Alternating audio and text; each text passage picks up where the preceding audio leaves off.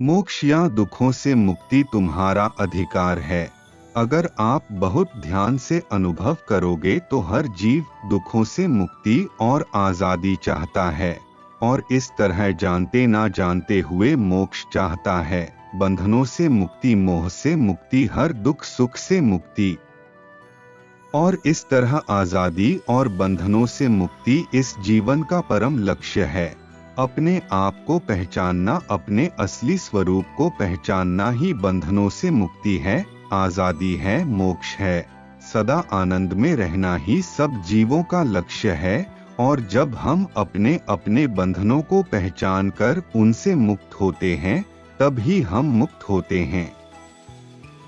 वही असली आजादी है, वही असली आनंद है, वही तो मोक्ष है। हमारा असली स्वरूप अनादि है, अनंत है, इसलिए हम वह बनाना चाहते हैं जो कभी नष्ट ना हो, जिसमें कोई त्रुटि ना हो, जो सर्वोत्तम हो।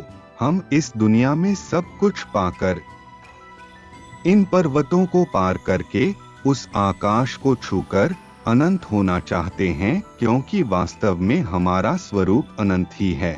जब तक तुम यह शरीर हो और अपने आप को सिर्फ शरीर ही मानते हो, तब तक तुम सीमित हो और तुम बाहर की ओर देखकर सभी वस्तुओं को लेना चाहते हो, सारी दुनिया को जीतना चाहते हो।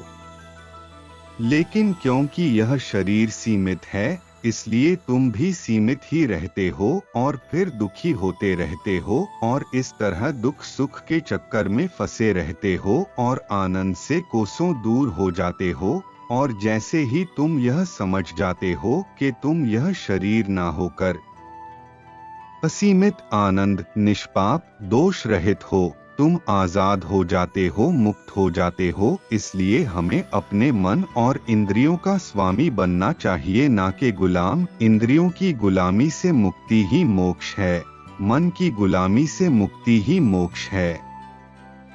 तुम ही सत्यानंद हो, तो बाहर सुख और आनंद क्यों ढूंढ रहे हो? अपने आप को पहचाना, बंधनों से मुक्ति पाओ और सदा आनंद हो जाओ।